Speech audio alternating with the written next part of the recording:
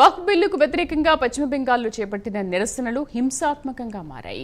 ఈ ఆందోళనలో భాగంగా తండ్రి కొడుకును నరికి చంపారు. ముర్షిదాబాద్లో ఈ ఘటన జరిగింది. అలాగే ఈ హింసాత్మక ఘటనలో 110 మందిని పోలీసులు అరెస్ట్ చేశారు.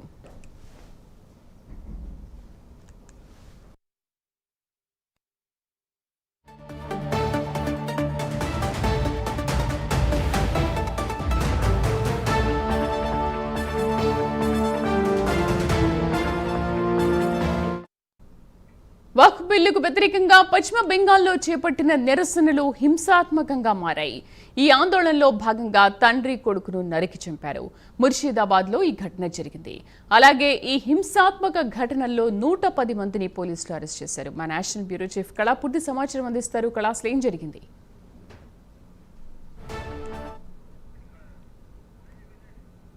వ్యతిరేకంగా జరుగుతున్నటువంటి నిరసనలు పశ్చిమ బెంగాల్లో అట్టుడుగుతుందని చెప్పవచ్చు. దాదాపు 3 రోజుల నుంచి జరుగుతున్నటువంటి ఈ ఘటనలు నిన్న ఈ రోజు చాలా తీవ్ర రూపం దాల్చాయి. ముఖ్యంగా ఏదైతే మనకు కొన్ని సమస్యాత్మకమైనటువంటి ఇక్కడ ప్లేసెస్ అని చెప్పవచ్చు, సుతి, తర్వాత ముర్షిదాబాద్, సంసర్గంజ్, తర్వాత జంగ్పూర్.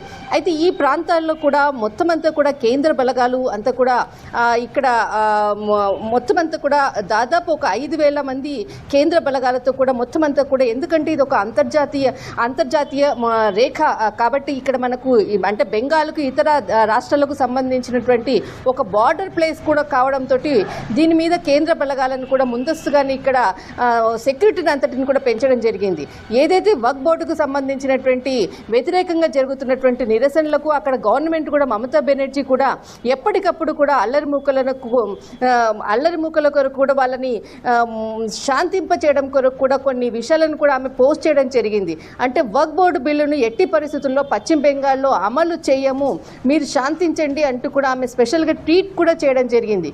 అయినా కూడా కొంతమంది చేస్తున్నటువంటి అల్లరి మూకల నేపథ్యంలో దాదాపు 3 రోజుల నుంచి కొన్ని ప్రాంతాల్లో రైళ్లను నిలుపుదల చేయడము, రైళ్లలో ప్రయాణిస్తున్నటువంటి ప్రయాణికులపై రాళ్లు రువ్వడము, బస్సులను తగలపెట్టడము, కార్ల అద్దాలను పగలగొట్టడము, తర్వాత మనుషులపై కూడా రాళ్లు రువ్వుతున్నటువంటి అల్లరి మూకలు కావాలని కొంతమంది చేస్తున్నటువంటి ఘటనగా కూడా మమతా బెనర్జీ కూడా చెప్పడం జరిగింది. మరొక వైపు ఈ రోజు జరిగినటువంటి నిన్న ఏదైతే సుతి గ్రామంలో జరిగిన ఘటనలో ఒక వ్యక్తి బుల్లెట్ గాయాలతో గాయాలయ్యాయి. ఈ రోజు ఆ వ్యక్తి మరణించడం జరిగింది. మరొక ప్రాంతంలో ఇక్కడ మనకు శంషేర్ గంజ్ అనే ప్రాంతంలో తండ్రి కొడుకుల మీద ఒక మూకుమ్మడి కొంత అల్లరి ముక్కలు దాడి చేయడంతో వారిని నరికి చంపినట్లు కూడా వార్తలు వస్తున్నాయి. అయితే ఈ విషయం తెలియగానే అక్కడ కేంద్ర బెటాలియన్ కూడా చేరుకోవడము, ఎవరైతే ఈ ఘటనలో దాడి చేశారో వారిని దాదాపు 118 మందిని కూడా వారిని అరెస్ట్ చేయడము, తర్వాత దీనికి సంబంధించిన ఘటనపై ఎవరు దీనికి ప్రేరేపించారన్నట్టు కూడా మొత్తం అంతా కూడా కూపిలాగుతున్నటువంటి పరిస్థితి ఒకవైపు కనపడుతుంది. మరొక వైపు ఇక్కడ గవర్నర్ మనకి ఎప్పటికి కూడా సివి ఆనంద్ బోస్ కూడా ఎప్పటికప్పుడు కూడా పశ్చిమ బెంగాల్లో ఉన్నటువంటి పరిస్థితిని ఎప్పటికప్పుడు కూడా వాకప్ చేస్తున్నారు. ఈ సమాచారాన్ని కేంద్ర హోంశాఖ మంత్రి అమిత్ షా కూడా ఎప్పటికప్పుడు కూడా సమాచారాన్ని ఇస్తూ ప్రస్తుత పరిస్థితిని కూడా తెలియజేస్తున్నారు. కానీ ఇక్కడ మమతా బెనర్జీ ఒకటే విషయం చెప్తుంది, ఎట్టి పరిస్థితుల్లో ఏదైతే వక్ఫ్ బోర్డుకుని కేంద్రము చట్టాన్ని తీసుకొచ్చింది కానీ ఇక్కడ పశ్చిమ బెంగాల్లో దాన్ని అమలు అని కూడా చెప్పారు.